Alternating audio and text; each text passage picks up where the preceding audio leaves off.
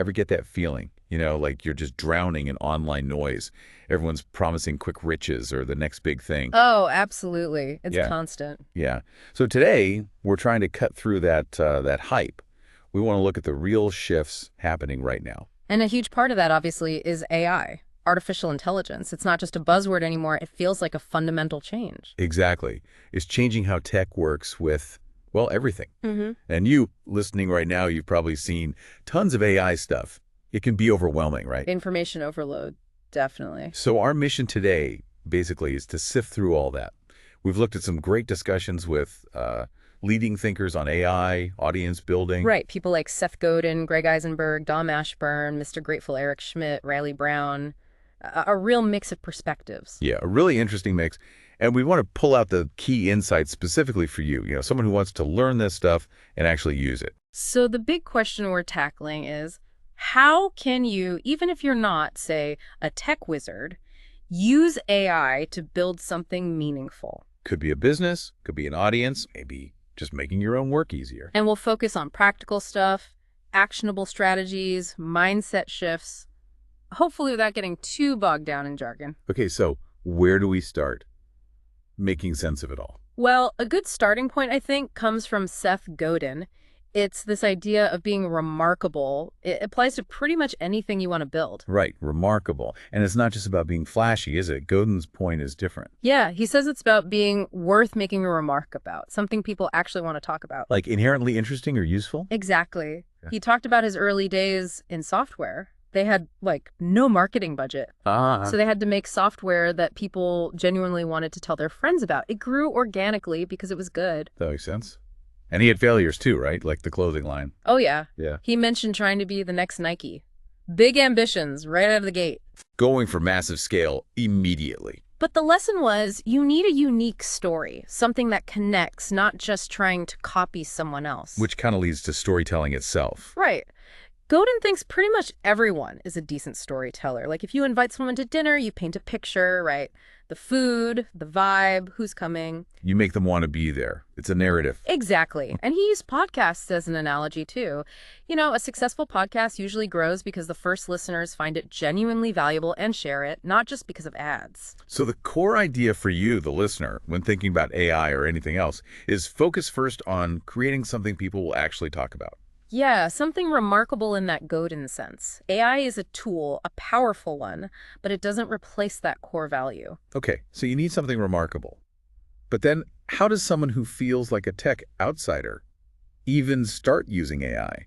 Greg Eisenberg and Riley Brown had thoughts on this. Yeah, this is crucial. Eisenberg basically says that feeling of being an outsider. It's a limiting belief now, especially with AI. It's time to kind of shake that off. Pretty much. And maybe it helps to, demystify AI a bit. We hear about AI agents, LLMs, large language models. Right. Think of it as software getting smarter, moving from just following rules we program in to systems that can actually learn from data. And Eisenberg pointed out, didn't he, that a huge chunk of the economy was built on that older, dumb software. The multi-trillions.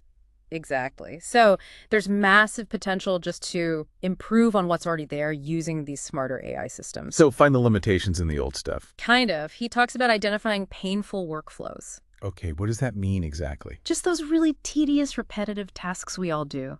Things that make you groan. Ah, yeah, we all have those. Eisenberg says those are gold mines for AI business ideas. He even has this analogy. Every time you see an export button in software, that often signals a process that could be automated or improved with AI. Someone's taking data out to do something else manually. Ah, interesting. Like the Icon AI example. Yeah, exactly. Creating social media ads is often a huge pain, right? Finding actors, shooting, editing. So much work. They're using AI-generated creators to automate huge parts of that, making it faster, cheaper. And the key insight here is that the people who know these pain points best, they're not always the tech gurus. No. They're the ones doing the work. The insiders experiencing the friction every day. They know what needs fixing. Okay, and then Riley Brown adds this idea of vibe coding. What's that about? It's basically using AI to help write the code itself really fast. So even if you're not a traditional programmer, you can potentially build apps or prototypes much more quickly. So it lowers the barrier to actually making something. Hugely. Brown says the key skills now are becoming things like critical thinking, knowing how to ask the AI the right questions, prompting. Right, prompting is huge. And having that beginner's mindset, being willing to learn. Absolutely. You need to be open to these new tools. And when you combine that AI capability with, say, social media for distribution, The potential is massive. Global reach plus AI automation. Anyone with a good idea has a shot. Eisenberg kind of boiled down modern business building into 3 parts, didn't he? Yeah, he talks about going viral or at least building an audience first, then using AI for the actual product implementation, and then figuring out pricing and the business model. Interesting. Audience first. Yeah. That's kind of backwards from the old way. Totally. He even questioned if traditional business school really prepares you for this new landscape. So the big takeaway here for you listening is don't discount your everyday frustrations or ideas. Those, plus these accessible AI tools, that's where real opportunities lie now. Definitely. It's a mindset shift. Okay, so people are maybe seeing the potential now, but where do you actually start? What are the concrete first steps? Eisenberg and Brown had ideas here too. Right. Step 1, according to Eisenberg, identify a painful workflow. Just sit down, think about your day or your work. What are 2 or 3 things that are just clunky, tedious? Write them down. Be specific. Exactly. Then, step 2, hack V1 fast. Launch an imperfect MVP. MVP, minimum viable product. Right. Don't aim for perfection straight away. Eisenberg really stresses this. Get something basic but functional out there quickly. Use tools like Replit, Bolt, things that make it faster. Yeah. Tools designed for speed.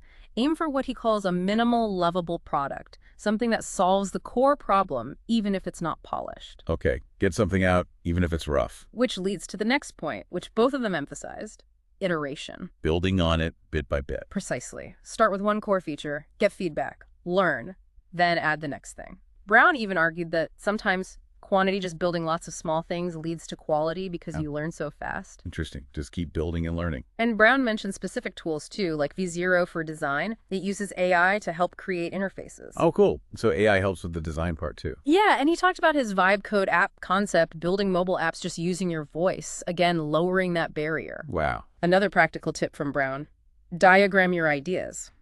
Use visual tools, like Whimsical. Why? It helps clarify your thinking, but it also helps the AI understand what you're trying to build if you use AI coding assistance. Makes sense.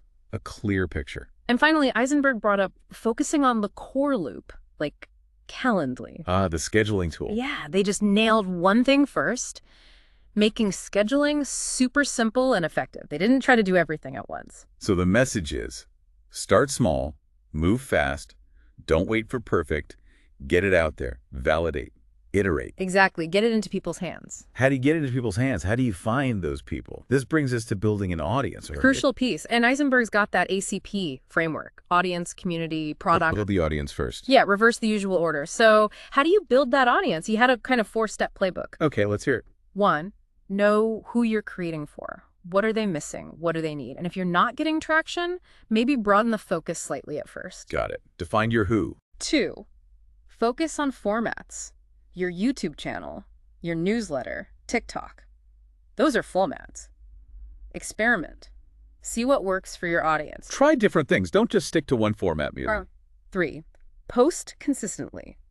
Daily distribution, he calls it the moat, keeps you top of mind, builds momentum. Consistency is key. The grind. It really is. And 4, engage. Talk to people, answer DMs, comments, build that actual connection. Make it a two-way street. Absolutely. And Dom Ashburn, Mr. Grateful, his story really backs this up. He said he struggled at first because his content was too much about him. The classic mistake. Yeah. Success came when he flipped it, focused on helping others, providing value, entertainment, education, inspiration. So his big advice for getting to, say, 100K followers. Take yourself out of the equation. Make it about them. What value are they getting? That's a powerful shift. And he talked about using AI almost like a social media manager. How does that work? Using custom GPTs. You can feed it information about your brand, your voice, your goals. He mentioned uploading a brand PDF. So you train the AI on your specific stuff. Exactly. Then it can help generate ideas, outlines, even draft posts that actually sound like you and fit your strategy. That sounds incredibly useful. But you still need a lead, right? Yes, Ashburn stressed that. You need to define where you're taking your audience. What's the journey? And his own path showed that you find your voice by doing, by experimenting. Totally. It's a process of creation and discovery. So the takeaway on audience building, it's about consistent value, making it about them, and AI can seriously help streamline that process. Spot on.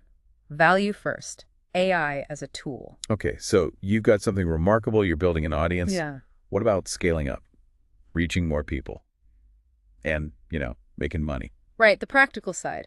Eisenberg's advice is blunt. Grow distribution daily. Keep expanding your reach. Organic is great, but you need to be proactive. Make your movement, as he calls it. Stand out with brand and design. Yeah, be distinctive. And a big one, partner with creators. Leverage their existing audiences. Exactly. Offer them a rev share, make it a win-win. And don't get stuck thinking, I don't know any creators. Just reach out. DMs work. Be proactive. Got it. And Ashburn had ideas on monetization. Yeah, he talked about creating different buttons or offers, various price points. So you can serve different parts of your audience. Right. From free content right up to high-ticket collaborations, something for everyone who connects with your message. And he emphasized being transparent about your own journey. Builds trust. People connect with that authenticity. Definitely. And his simplest way to make money online? What was it? Paid Meet Me sessions. Direct access, direct value. People pay for that connection. Interesting. He thinks it's a kind of golden period right now. Yeah, for creators who embrace these AI tools like vibe coding, the combination is powerful. Okay, so the message is, be strategic about growth, find partners, create multiple ways for people to engage and support your work, maybe starting simple. You got it. Think scale. Think sustainability. All right, let's zoom out a bit now. Eric Schmidt offered a much broader perspective on AI's future. What were his key thoughts? Well, first off, he thinks AI is actually underhyped. Really? It feels like it's everywhere. Yeah, but he means if you look beyond just things like ChatGPT, he's talking about reinforcement learning, AI that can plan, strategize. More advanced capabilities? Exactly. He sees a progression, AI learned language, then sequences like in biology, and now it's moving towards planning, the end state. Maybe AI agents running whole business processes. Wow, okay, that's big picture. But he also flagged the challenges. The sheer compute power needed for this advanced AI is enormous. Energy consumption implications. Huge implications. And he pointed out that current AI, while amazing, still struggles with truly new ideas. That Einstein-level leap across different domains. AI isn't there yet. It's good at patterns and data, but not necessarily invention. That's a good way to put it. He also talked about the dual use problem. AI can be used for good or ill. The ethical side. Human oversight. Crucial, especially in areas like defense. And then there's the whole US versus China dynamic, open versus closed AI models. It's complex geopolitics, too. He even mentioned comparing it to nuclear risks. Yeah, the race for superintelligence has potentially massive unintended consequences. It's serious stuff. Plus, the tension between AI safety and potentially creating surveillance states, things like proof of personhood. Heavy considerations. But he was optimistic too, right? Oh, definitely. A huge potential in healthcare, faster drug discovery, cheaper trials, revolutionizing science, understanding dark energy, finding new materials, and education personalized AI tutors for everyone. So, a massive upside potential. What about jobs? What do humans do? His take was interesting. He thinks humans are fundamentally unchanged. Our roles will evolve, productivity will increase, but our core nature remains. We adapt. And this isn't happening overnight. No, he stressed it's a marathon, not a sprint. It's a long transition. Continuous learning is essential. You have to sort of ride the wave every day. Keep adapting. And he gave examples of changes already happening. AI doing legal work, making manufacturing more flexible. So Schmidt's message, this is profound, long-term stuff. Huge potential, serious risks. We need to pay attention, think ethically, and keep learning. Absolutely. And that brings us back nicely to Riley Brown's point about just getting started, embracing that experimental mindset. Yeah, the tinkering mindset, don't wait for the perfect plan. Exactly. Brown really pushes back against needing the whole path revealed before you take the first step. Just dive in. Right. He loves the freedom in things like vibe coding. There aren't rigid rules yet. You learn by doing. And he mentioned sharing your learning publicly, like his Saturday challenges. Yeah, documenting the journey. He found that a community just springs up around that shared learning and creating. People connect with the process, not just the polished result. Totally. So his message is simple. Don't wait. Start playing with these tools. Share what you're learning. Experiment. Okay, wow. We've covered a lot of ground. Let's try and pull the main threads together. Sounds good. So we started with the power of being truly remarkable, worth talking about. Then how AI is actually becoming accessible, even if you're not a coder, demystifying it. We talked concrete first steps. Find a pain point, build a quick V1, iterate constantly. The importance of audience and community building that first, often, using AI to help. Then the bigger picture from Schmidt. The huge potential, the ethical questions, the long-term nature of this shift. And finally, Riley Brown's call to just embrace tinkering, experimenting, learning by doing. Right. So a final thought for you, listening. Something to chew on. Okay. Think about one small, annoying, tedious task in your day. Just one. How could you maybe explore using an AI tool, even a free one, just to make it, say, 1% better this week? What could that look like? And, maybe related, what's one small remarkable thing in that Godin sense you could create or share this weekend, even if it's just documenting you trying to figure out that AI tool for your tedious task? Yeah, just a small step. We really hope you'll reflect on these ideas, maybe check out some of the people we mentioned. Remember, this deep dive, it's really just the start. It's about sparking your own journey with AI.